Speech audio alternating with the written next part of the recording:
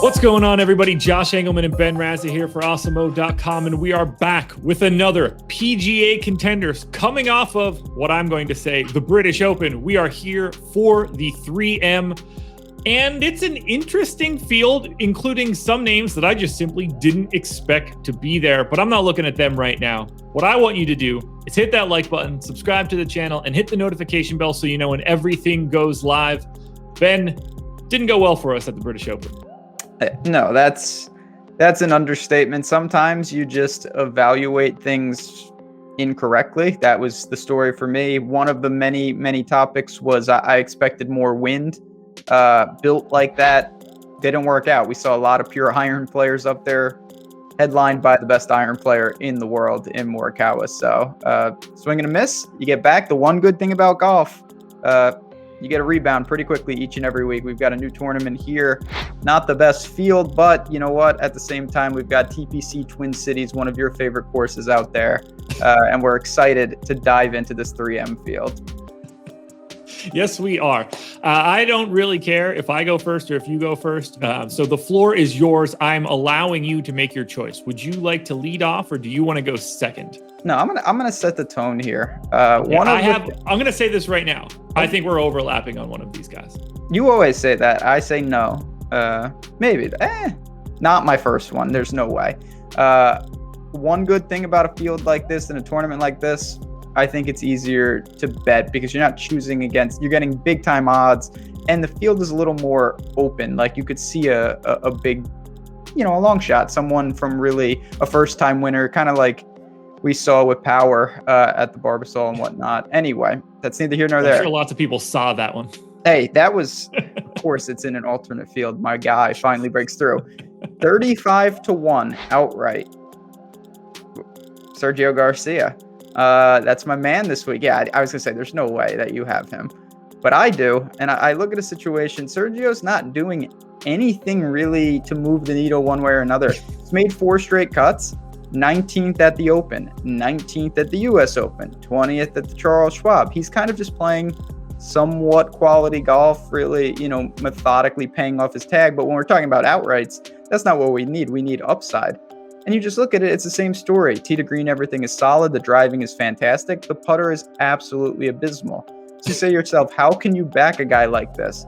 Well, I just want to look at it. Sergio Garcia's last win, Sanderson Farms. That was in November of 2020. He gained 2.8 strokes putting. In the 9 tournaments before that victory, he lost strokes putting in every single one. It can happen. It can flip. And when it does, Sergio's going to be in the mix. He's not putting nearly as bad as he was on that stretch. 35-1 to me in this field is pretty generous. I'm going to back a pure ball striker, one of the better players in the field, not getting a lot of buzz, and hope and pray that maybe we get some putting, just like Morikawa, first in strokes gained putting at the Open, boom, wins. I'm not expecting first in strokes gained putting, but I am expecting Sergio to be in the mix this week. Well, that was not who I thought you were going with. I still think you can have my first guy, and this is why I got a little squirrely when you started. 35-1 to win, your boy, Emiliano Grillo. Yes. And I mean, you just explained basically the exact same reason why I'm going with Grillo. Talk about guys that can't putt. So it was a bit rough heading into the Open for Grillo. Rebounded nicely with a T12. 4 top 10s this year. Close call at RBC Heritage. Tied for second. He was tied for third here last year, which is also very exciting for me to see. The thing that I'm paying attention to most for this tournament is driving accuracy. That seems to be the driver in terms of predictable stats here. He's 64th on tour. Nothing crazy. He's not bad. It's not elite. It just sort of exists. Putting, however, relatively unimportant here, and that's a good thing because Grillo can't putt. So I like his odds across the board. I would happily take him for top 10s or top 20s, but I really did like the 35-1 number. Listen, we've seen flashes of Grillo finding something with the putter, and the results came with it. You mentioned he was third here last year, gained strokes putting in that event, and that's really the catalyst. He's another one I will say, and I'm going to talk about this on the shows that we have you covered all week, breaking down the 3M. Grillo was another guy that really benefited from no wind last week. Not built to scramble, really leaned on the irons, and made some putts when he had to.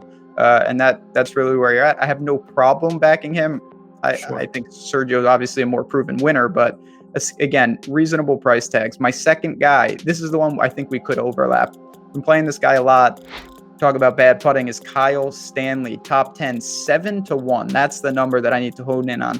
I see 4.5-1. I see 5-1, and I see 7-1. That's a good number out there. This is a guy, he is making cuts repeatedly, but he has no upside because of the putter. But you know what? I know it's frustrating to watch this week after week. It pays off in the long run if you're targeting these ball strikers. And Kyle Stanley has made 7 straight cuts. He has lost strokes putting in 6 straight events. But the one event that he gained strokes putting, you can see the upside that comes with it. If he pairs up the ball striking and the putting, it will happen. I'm hoping that happens here. Tee to green, he's not a 7-1 top 10 player. That's clear.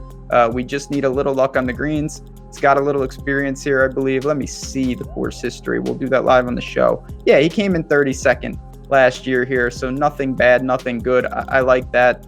7-1, you've got to like that number.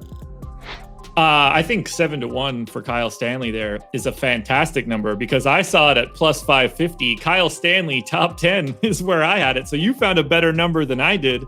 We are on the same page for this one. You were absolutely right leading it off. Oddly enough, Stanley might actually be a worse putter than Grillo, which is pretty hard to do, but it is in fact the truth. 32nd in driving accuracy, though. That is what I was looking at. You touched on most of the other things, the 7 straight cuts, 32nd here last year. He's been worse putting in 2021, but the rest of his game has actually improved. It's kind of crazy. He's dropping like 0.4 of a stroke more putting now, but has gained it elsewhere.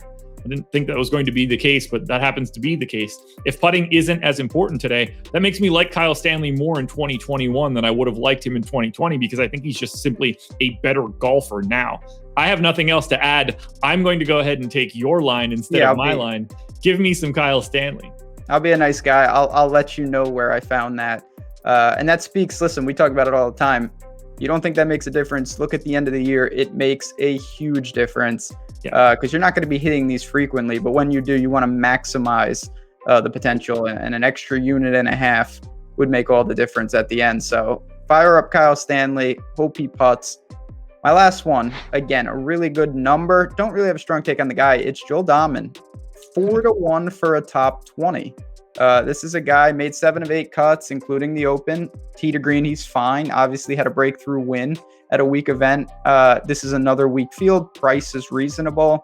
It's as simple as that. When I'm looking for top 20s, it's really about, is there anyone that stood out amongst their peers? And to me, Dahmen is the guy. I don't love that he's flying back, but you know what? If you're in the Open, that means you're probably in the top end of this field because most of these guys would have loved to be flying back because they weren't able to get into a major. He made a cut. He's just not simply 4-1 to cash a top 20 ticket is more than enough value here. It's as simple as that for me.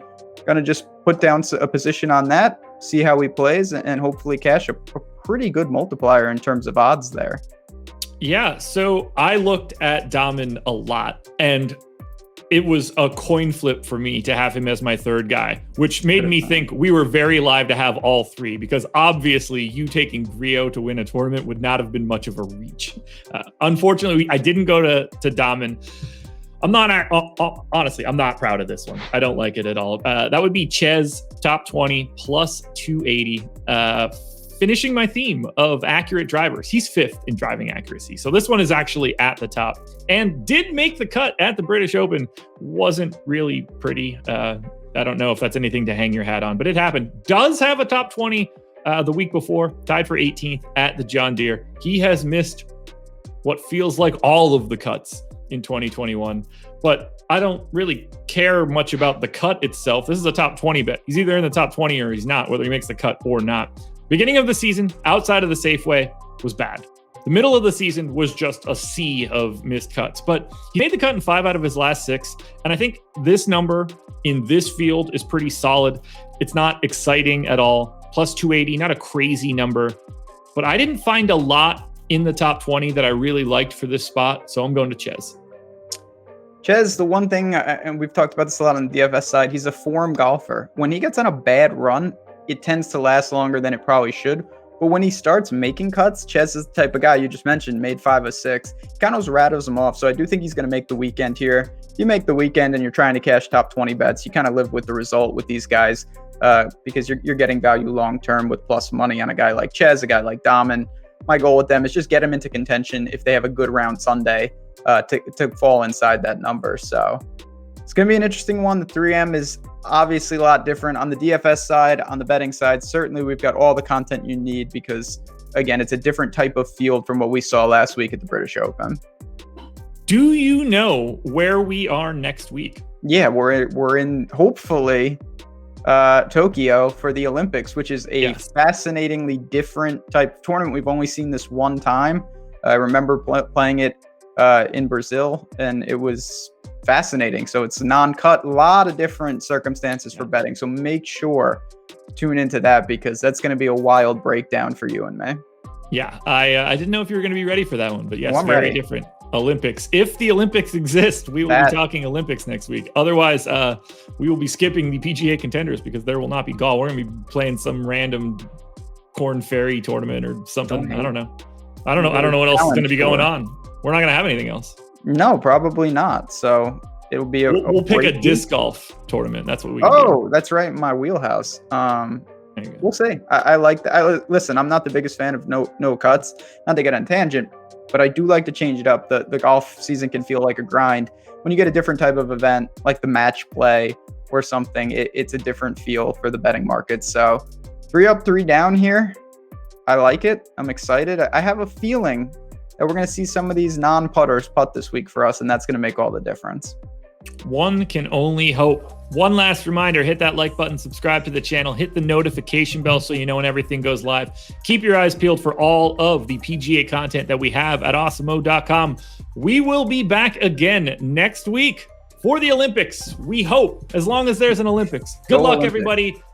Go Kyle Stanley. Go Sergio.